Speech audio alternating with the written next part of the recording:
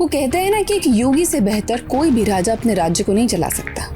ये line UP के मुख्यमंत्री योगी आदित्यनाथ पर बिल्कुल सटीक बैठती है। साल 2017 से पहले उत्तर प्रदेश की क्या हालत थी, ये बात किसी से छुपी नहीं। पूरा प्रदेश माफियाओं के दबदबे और अपराध के खौफ में जीता था। राज्य में सिस्टम नहीं बल्कि गुंडों का राज चलता था।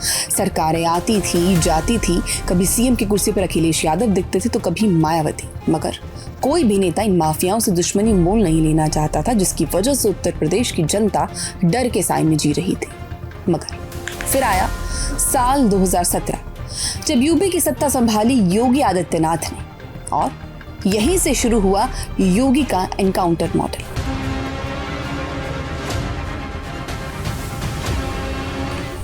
सरकार द्वारा जारी आंकड़ों के अनुसार पिछले 9 सालों में यूपी पुलिस ने 17,043 से ज्यादा एनकाउंटर ऑपरेशन किए, जिसमें 279 कुख्यात अपराधी मारे गए, 11,834 से ज्यादा घायल हुए और 34,253 से ज्यादा अपराधियों को गिरफ्तार किया गया। लेकिन सवाल ये है कि आखिर इस एनकाउंटर मॉडल की शुरुआत कैसे हुई? पहला एनकाउंटर किसका था और वो कौन से अपराधी थे जिनके नाम आज भी उत्तर प्रदेश के इतिहास में दर्ज हैं?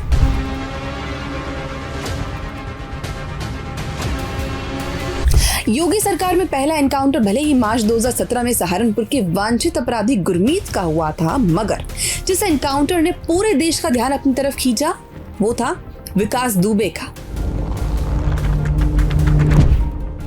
विकास दुबे कानपुर का वो गैंगस्टर था जिसके खिलाफ 61 से ज्यादा आपराधिक मामले दर्ज थे। हत्या का प्रयास, रंगदारी, जमीन कब्जाना, गैंगस्टर एक्ट, आर्म्स एक्ट और शायद ही कोई गंभीर आरोप बचा हो जो उसके नाम के साथ न जुड़ा हो। लेकिन सबसे हैरानी की बात ये थी कि इतने सारे केस होने के बावजूद वो खुलेआम घूमता था, राजनीति में दखल रखता था और इलाके में उसका ऐसा खौफ था कि लोग उसके खिलाफ गवाही देने से भी डरते थे। लेकिन योगी के सत्ता में आने के 3 साल बाद 2 जुलाई 2020 की रात बिना किसी को खबर दिए पुलिस की एक टीम कानपुर के बिकरू गांव में विकास दुबे को गिरफ्तार करने पहुंची।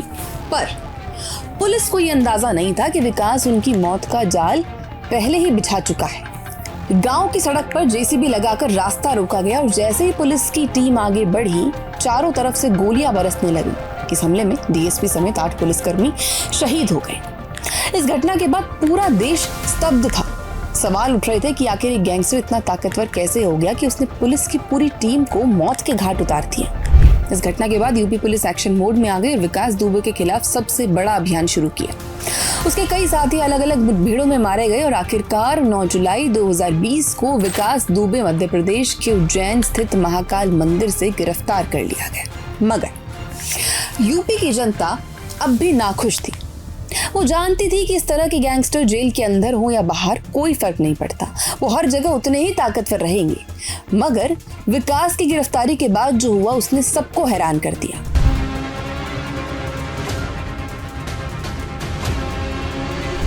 10 जुलाई की सुबह जब पुलिस विकास को वापस कानपुर ले जा रही थी, तभी अचानक पुलिस की गाड़ी पलट गई और मौके का फायदा उठाकर विकास ने पुलिसकर्मी की पिस्तौल छीन ली, भागने की कोशिश की और पुलिस वालों पर फायरिंग भी की, जिसके बाद पुलिस की तरफ से हुई जवाबी फायरिंग में विकास दुबे मारा गया। ये खबर आग की तरह पूरे देश में फैल गई। हर न्यूज चैनल, अखबार में इस बात की चर्चा होने लगी। कुछ लोगों ने कहा कि 8 पुलिसकर्मियों के हत्यारे को उसके कर्मों की सजा मिली, तो वहीं कुछ ने सवाल उठाया कि क्या वो वास्तव में एनकाउंटर था या फिर एक सुनियोजित कार्रवाई। कई लोगों ने तो विकास के एनकाउंटर को सिंघम फिल्म की स्टोरी से जोड़ना भी शुरू कर दिया। पर उस वक्त शायद ही किसी ने सोचा होगा कि आने वाले वर्षों में एनकाउंटर उत्तर प्रदेश की कानून व्यवस्था की सबसे बड़ी पहचान बन जाएंगे। विकास दुबे के बाद जिस एनकाउंटर ने पूरे देश को झकझोर दिया वो था अतीक अहमद के बेटे असद अहमद का।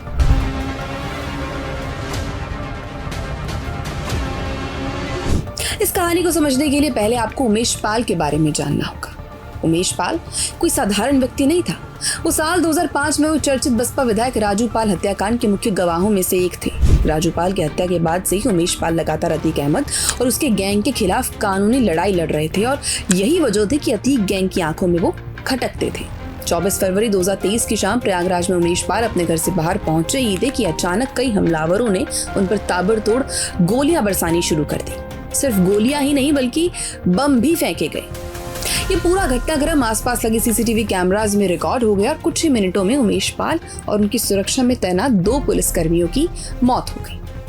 दिन दहाड़े हुई इस हत्या ने एक बार फिर उत्तर प्रदेश की कानून व्यवस्था को राष्ट्रीय बहस का विषय बना दिया। जैसे जैसे इस मामले की जांच आगे बढ़ी, शक की सुई सीधे जाकर रुकी अतीक अहमद गैंग पर। पुलिस का दावा था कि इस पूरे हत्याकांड की साजिश अतीक अहमद और उसके करीबियों ने रची थी। और इसी जांच के दौरान अतीक के बेटे असद अहमद और उसके साथी गुलाम मोहम्मद का नाम भी सामने आया, जिन्हें सीसीटीवी फुटेज में साफ तौर पर देखा भी गया था। जिसके बाद यूपी एसटीएफ को दोनों की तलाश में लगा दिया गया। विकास दुबे एनकाउंटर मामले के बाद कहीं ना कहीं माफियाओं को डर सताने लगा था और शायद इसीलिए असद और गुलाम लगातार अपनी लोकेशन बदल रहे थे। कई राज्यों में उनकी तलाश की गई, लेकिन दोनों पुलिस की पकड़ से दूर थे। लेकिन फिर आया 13 अप्रैल 2023, जब झांसी में यूपी एसटीएफ को दोनों की लोकेशन मिली। पुलिस ने लोकेशन पर पहुंचकर दोनों को घेर लिया और सरेंडर करने के लिए कहा गया, लेकिन एसटीएफ का दावा है कि शांति से आत्मसमर्पण करने की जगह असद और गुलाम ने पुलिस टीम पर फायरिंग शुरू कर दी। इसके बाद जवाबी कार्रवाई हुई और कुछ ही मिनटों में अतीक अहमद का बेटा असद अहमद और उसका साथी गुलाम मोहम्मद मारे जा चुके थे। जब ये खबर सामने आई तो एक बार फिर पूरे देश में एनकाउंटर मॉडल की चर्चा होने लगी।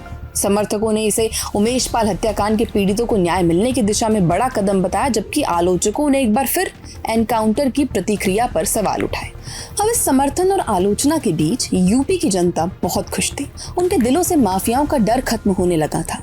सरकार पर से जो विश्वास खो गया था वो भी धीरे धीरे वापस आने लगा था।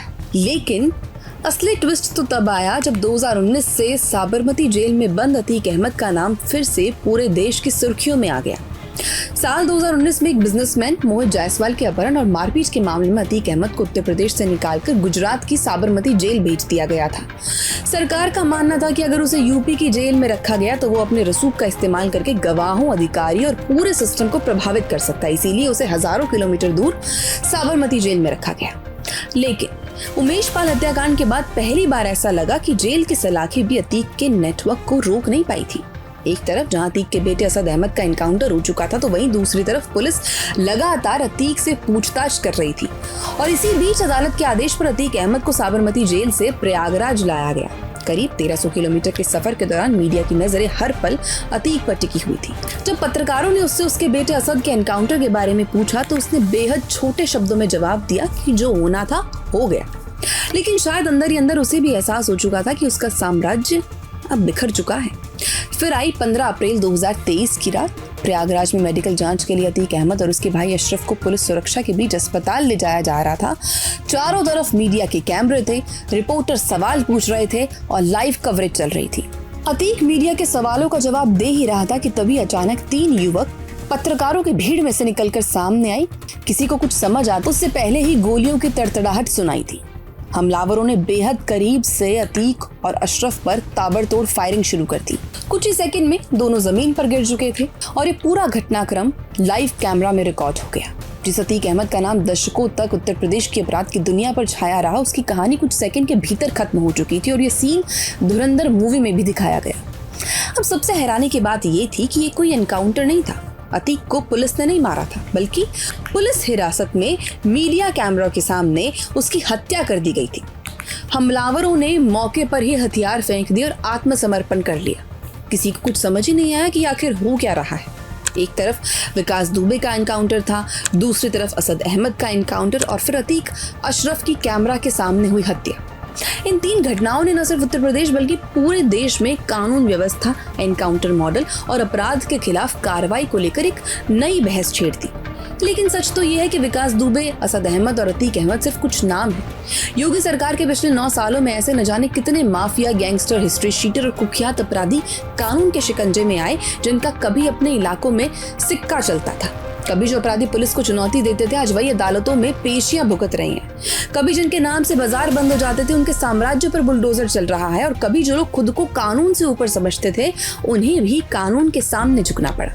और यही वजह है कि जब उत्तर प्रदेश में कानून व्यवस्था की बात होती है तो योगी आदित्यनाथ का मिट्टी में मिला देंगे वाला बयान आज भी लोगों को याद आता है।